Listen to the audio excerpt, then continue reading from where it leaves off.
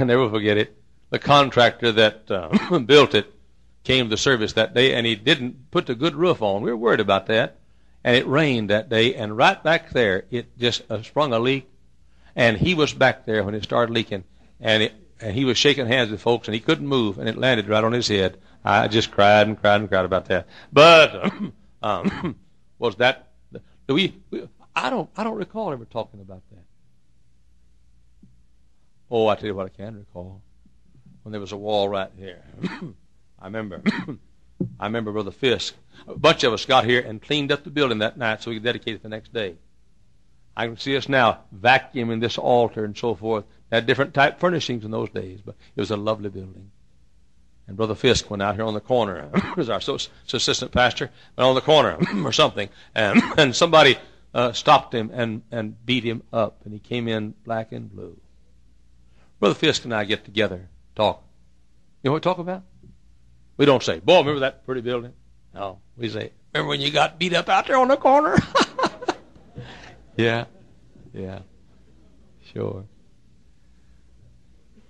No, we don't talk about the new building. I'll tell you what we talk about.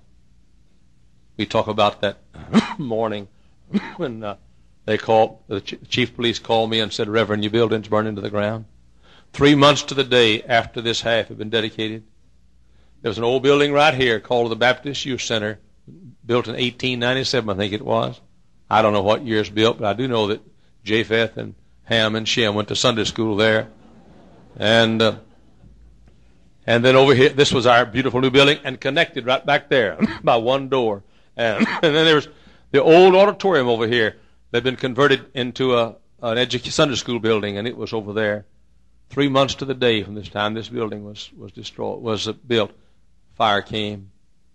And as I've said so often, I remember when, by the way, the Saturday night before, the insurance company had written us a letter, and the deacons had voted to put stronger doors, fire doors, between this building and the old youth center and that building and the old auditorium, because they wouldn't insure the building. They'd drop our insurance if we didn't by a certain time have stronger doors, because the doors wouldn't keep the fire from going one building to another. And that morning I came up here about 1:30 in the morning, and this building over there was on fire, the old auditorium, and the Baptist Youth Center was on fire.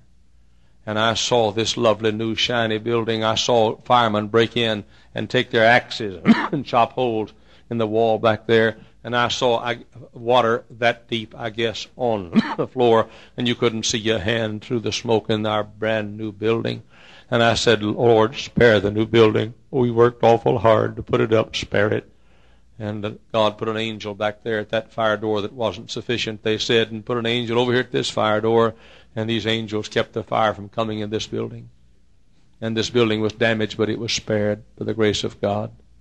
And we stood out there at that hole all night from 1:30 until mid-morning the next day, and we shared our tears. And many of you who grew up in this church before I came had so many sweet memories of a building where you were saved and baptized and married and so forth. As we think about the past, we think about the acres. Those are the sweet times. What are the sweet times? Many of us in this room have a bond that will always be there, because 23 years ago this summer we had to fight a battle together. And you stood beside me as your pastor, and you trusted a young man from Texas that was 33 years old. And you stood beside him, and you said, I believe he's right, and I believe he's sincere. And we stood together. There are probably a couple of hundred of you folks still left in this room tonight. And we share a tie and a bond that others of us don't share completely. Why? Because of the mountains? No, because of the valleys. Because of the sunshine? No, because of the clouds. Because of victories? No, because we shared defeats together. And in defeats we found victories. I'll bid. I'll raise that bid. I'll raise it again. I'll raise it. I'll raise it. The old bitter-looking slave, her face scarred with many a night of sin, with the rustling of many unholy skirts, stands up there bitter because people are bidding for her and she's too tired to work. And finally the auctioneer says, sold to the old man back in the back. The old man walks up. He says, Gomer. Gomer. And the way he spoke was the way she had not heard anybody speak for many, many decades now. She says, Hosea. Hosea, you bought me back. Yes. I've always loved you. I've always loved you. That night, I think I know what happened. The old man took his new bride back to their house. Children are grown and gone, and grandkids now been born. The old man's lived alone for these years. I think he lifted her up, picked her up, and carried her across the threshold. Not very much, because when you get old like that, sometimes you get pleasingly plump. Sometimes well upholstered, and sometimes downright fat. Now listen to me. Many years ago, she had walked out of that same door, perhaps. And Hosea was in the valley of Achor, or trouble. But now then, together, the old couple walked through their door, the same door that was a place of trouble. I'll bet you that first night was the happiest night of their lives. Just like the night you come back to God will be the happiest night of your life. And those days of trouble can be sweet days only if you spend your days now in the will of God. I'm talking to somebody tonight who has memories of troubled days in the past, but there's a God that wants to make those days doors of hope. I've wandered far away from God. Now I'm coming home.